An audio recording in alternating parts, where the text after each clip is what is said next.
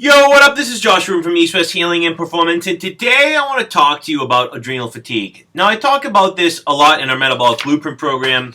Got some notes here directly from that and from other resources. Talked about it in many of my YouTubes, here and there, not directly, but indirectly, some of our blogs.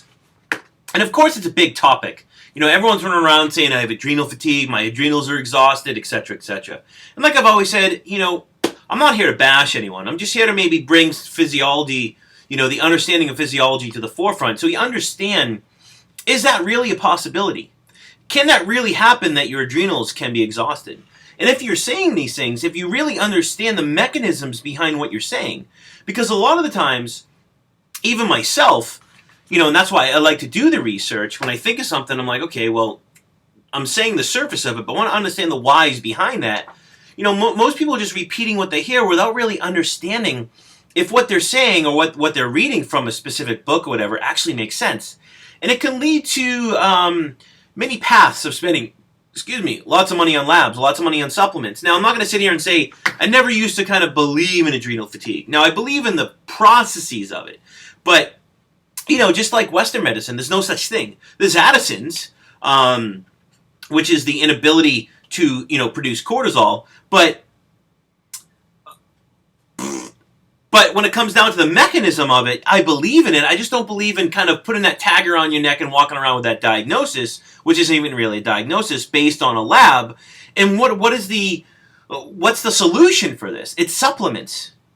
So what we're doing is we're using a more holistic approach versus allopathic with the labs and the supplements, but we're really using an allopathic philosophy. So we're using supplements to treat it instead of medications. So is that really a solution? I don't know, I'll be honest with you. I used to do these labs, recommend protocols to people when it was needed years and years ago. I never really found true results with it. Yeah, some people got better and felt better, but there was always lingering symptoms and lingering lab results, and it's hard because these labs cost a lot of money, people spend a lot of money on supplements. So for me personally, based on my experience, I don't believe that stuff works. Now, of course, there's probably some of you that are watching this and say, I did that and it works. That's great. We're all entitled to our own experiences, but if we look at physiology, it kind of doesn't make sense. Now, I got a lot of notes here, so I'm going to read from some of my notes, but if you study the work of Selye, MD, his work from the 30s, 40s, and 50s, he coined the term the General Adaptation Syndrome, or GAS. And he described it as this. The GAS is a term used to describe the body's short-term and long-term reactions to stress. And we'll talk about that. Originally described by the scientist Selye, I'm reading from Metabolic Blueprint here, the General Adaptation Syndrome represents a 3-stage reaction to stress, which I find very interesting because what are the stages to adrenal fatigue? 1, 2, 3. Selye explained his choice of terminology as follows. I call the syndrome general because it is produced only by agents which have a general effect upon large portions of the body. I call it adaptive because it stimulates defense. I call it a syndrome because its individual manifestations are coordinated and even partly dependent upon each other. So it's a process, and it's the body's adaptation to stress. Just like high cholesterol is, we need to produce more cholesterol to use it in the cell to synthesize pregnenolone to produce steroidal hormones to regulate blood sugar, blood pressure, respiration, inflammation, etc. So he has 3 stages. And if we think about this in regards to, sorry, I gotta shut this off. If you think about it in regards to stage 1, 2, 3 adrenal fatigue, it kind of makes sense. Now, I'm not sure where people have veered off track. I think, now, I'm not a scientist, I'm not a doctor, I haven't done the research, I'm just going based on my experience of what I've read and researched. So, I could be wrong, like I always say, don't believe anything you hear, even from me, do your own research, but based on my experience of working with people, it makes sense to me. So I think what people did, even doctors, a lot of different people, took Selye's work, misinterpreted it, and actually created stage 1, 2, 3 adrenal fatigue. So you have the alarm reaction stage, which is the first phase of the General Adaptation Syndrome. The alarm reaction is the normal physiological response to stress outlined in the hormonal flow of the HPA Axis, hypothalamus pituitary adrenal axis. The sympathetic nervous system responds to a perceived stressor with increased output of catecholamines, which I'll talk about a little, which is produced in the adrenal medulla, adrenaline, noradrenaline, etc. It is the effects of the glucocorticoids upon a stress response that influence the bodies into a series of responses causing glucose mobilization, halting anabolic processes, halting digestion and shutting it down. Reproductive function is inhibited. Immunity is suppressed. Think about these things. Pain perception is altered. And you see disruption in sensory skills or even enhanced sensory skills because we're in this fight or flight state. So think about that stress reaction like running from a lion. Of course, we need more energy, so we mobilize glucose. This is the body's normal adaptation to stress.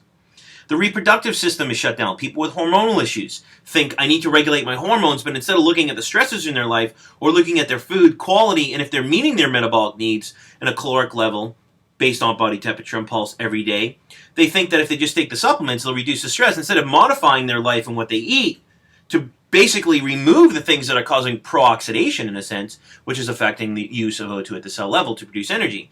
And when we're in the stress state, we're in this oxidative state. So, of course, cortisol in excess is immunosuppressive. It halts digestion. It affects the immune system. It affects the digestive system. You have all these people with immune system issues, all these people with thyroid issues. You have all these people with hormonal issues. And we go to the system instead of looking indirectly at cortisol and what it does in the body in excess. Why do we release it in excess? And we'll talk about that. If we don't do anything, now, when I say anything, of course we need lifestyle modifications.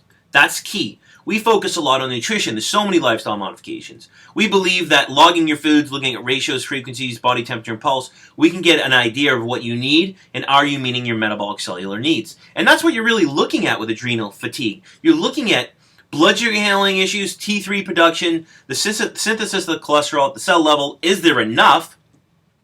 And blood sugar dysregulation, if I didn't already say that.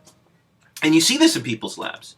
So if we don't modify our lifestyle with the right foods, frequencies to regulate blood sugar, to downregulate adrenaline and cortisol, we move to the next phase, which is the resistance or compensation stage. If the stress persists, the negative feedback of the HPA axis will continue to repeat with little or no recovery. Because we're putting the pedal to the metal, but we're not meeting our metabolic needs. And the problem is, if you don't, you die.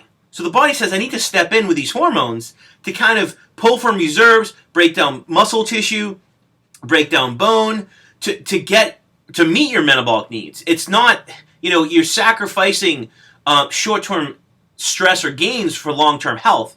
So in the end, you're going to develop diseases because you're in this kind of pushing the pedal to the metal all the time with these catabolic hormones. They're designed to be released to fight inflammation, but it shouldn't be on a chronic systemic level. So if we keep pushing the pedal to the metal, this is where we get. Elevated cortisol typically signals the HPA axis system to stop the production of ACTH. We'll talk about what can actually stimulate that. Over time and when stress is persistent, chronically elevated cortisol levels desensitize the HPA system and cortisol levels remain high. As cortisol levels continue to stay elevated, an imbalance is created in the ratio of cortisol to DHEA. You'll see an increased cortisol to DHEA ratio, which is common in a stage 2. I'll go over this. Due to the failure of the adrenal cortex to produce DHEA upon ACTH stimulation.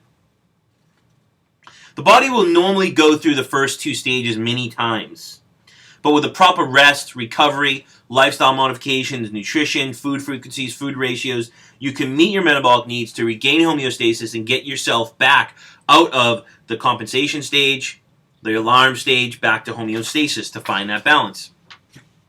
If we don't, the last is the exhaustion or fatigue stage. And this is that 3rd stage of adrenal fatigue. I really feel firmly that people are misinterpreting his work. This stage is the most hazardous. Of course, it's more chronic. This is when stress levels go up and stay up. Our body can't really manage our life. Life is controlling us. We can't manage our lifestyle. We can't even manage the foods we're taking in. We can't break them down. We can't assimilate them. We can't absorb them. We have severe immune system suppression. So we're hypersensitive to everything in our environment, everything we put in our body. The body is no longer able to meet the demands being placed on it. And this is why these people are such in a catabolic state. They're so fatigued. They get sick all the time. They have no energy, and they don't know what to do. And they can't even sleep sometimes. The adrenal cortex is so fatigued that it is unable to respond to ACTH stimulation. This is when kind of your reserves are all, your gas tanks of specific hormones and things are actually depleted, like cholesterol and vitamin A and things like that, T3. This leads to a dramatic decrease in the body's ability to manufacture and secrete all stored hormones. The priority now becomes to keep the heart pumping and the brain functioning. This is why people in this stage typically have a high pulse, typically 90 or 95 beats at rest. When they wake up, they have insomnia, they feel like their heart's racing, they have anxiety, etc. Now let's look at the hormonal flow of the HPA axis, so this makes sense to you. So you have an initial exposure to a stressful stimuli. It could be anything in your life. It could be not eating the right foods, eating non-digestible foods, eating too much in a meal. Your ratios are off, your frequencies are off. I find a lot of it has to do with people's frequency and the quality of the food they're eating, because people are so afraid of carbohydrates. But lack of carbohydrate intake of the right kind and food frequency will actually cause hyperadrenaline and a hypercortisol state. We'll talk about that. This can be anything that your body perceives as a stress. A stress is a stress is a stress. It doesn't matter what it is. The body reacts exactly the same way physiologically. Apart from specific stimuli, the first effect of any agent or demand made upon the body, whether it is running up a flight of stairs, a viral infection, stubbing your toe, traffic, etc., you have the same reaction in the body. So if we look at this, initially the hypothalamus releases corticotrophic releasing hormone, or CRF. Some call it CRH. The CRF stimulates the anterior pituitary to release adrenocorticotropic hormone, or ACTH. And there's many other things like serotonin and prolactin and estrogen that can stimulate ACTH directly. And this is shown by Selye. The hypothalamus and the anterior pituitary work together to regulate the entire endocrine system by monitoring hormone levels produced by the thyroid, the adrenals, the gonads, etc.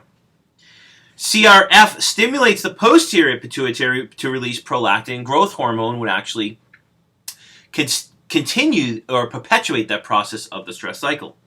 ACTH signals the adrenal glands to produce glucocorticoids, which is the hormone cortisol, and other androgenic hormones such as androstenedione and DHEA. Cortisol then travels to the tissues where it exerts its effects on the body. The stress response works on a negative feedback loop in which cortisol signals the hypothalamus to stop the production of ACTH, preventing the overproduction and prolonged elevations of CRH, ACTH, and cortisol. That's if we're meeting our metabolic needs nutritionally and we're actually modifying our lifestyle. We're regulating our hormones, estrogen, prolactin, serotonin, because if we don't, these can actually perpetuate the production of ACTH and actually keep that loop going and going and going. So if we look at the adrenal cortex as we move forward, this is a little education before we get to kind of the nitty-gritty of it. But everyone talks about cortisol, but if you look at the adrenal gland, you have the cortex and the medulla. The medulla, you release adrenaline, noradrenaline, etc. You have the adrenal cortex, which is actually three parts. You have the zona glomerulosa, which releases aldosterone, which is a huge regulator of sodium in the body. And it's been shown that lack of salt, now people typically lose sodium at a high rate, they become hyponatremic when they're hypothyroid.